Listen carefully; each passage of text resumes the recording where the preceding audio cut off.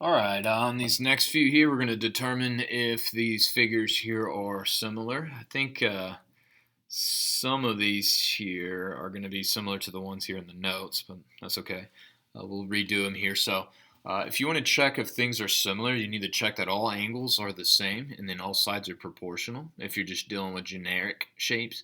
And then with triangles specifically, you have like a couple of little rules. I guess there's only two of those there. But you have a couple of little rules, kind of like with the triangle congruence, where like you have different combination of things like angle angle or side angle side, that type of stuff there. So anyways, let's do the quadrilaterals here first. So here's what I would do. I would go and check the smallest side of one figure and see if that matches with the smallest side of the other figure right there.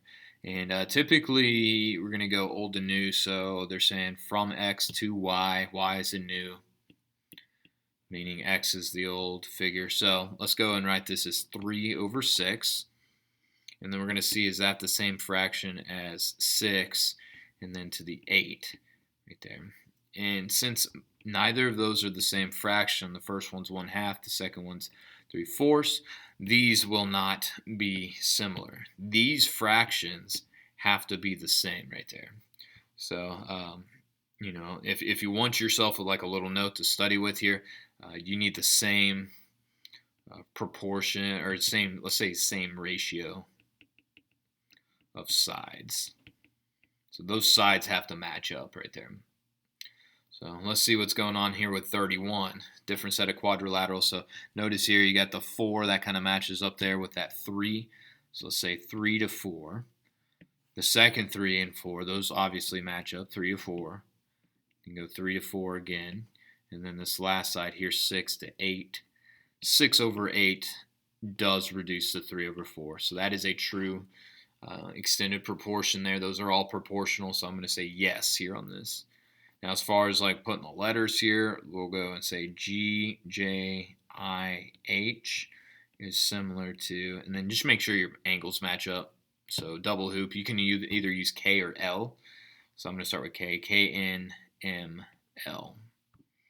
And then the scale factor after reducing is 3 to 4 right there because it's getting smaller. It's a reduction, I guess. Okay. Next one right here, determine if they are similar. If they are, write a similarity statement. So first one here, you want to go and check. Actually, before we do this here, let's list out all the different ones, all the different reasons. You can have angle similarity. The reason you don't need a third angle is because the third angle will automatically be congruent if the first two are. So angle, you have side, and you need to keep in mind that the sides aren't congruent, they'll be proportional. So you just want to make sure that sides have the same scale factor.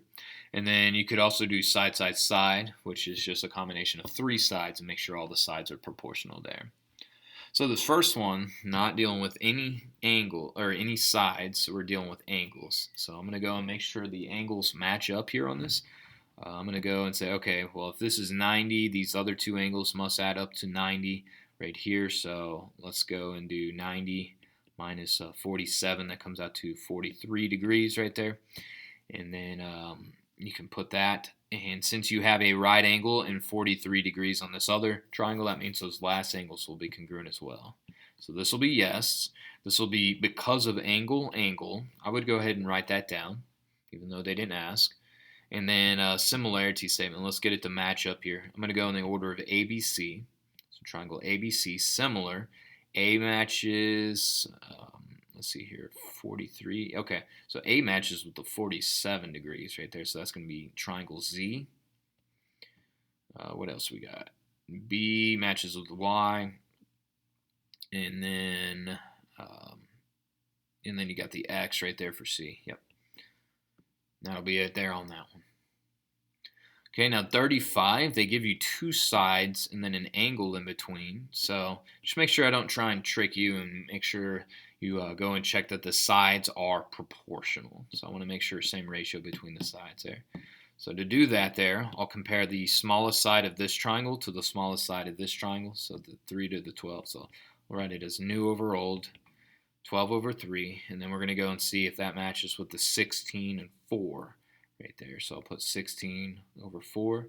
First one is 4 over 1, second one is 4 over 1, so those do match.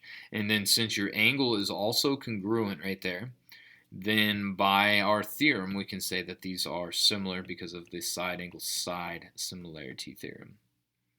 And then as far as the order goes, go match up the sides, the angles here. So I guess I'll go in the order of, let's go X, Y, Z, and is similar to, okay, and X matches with angle L.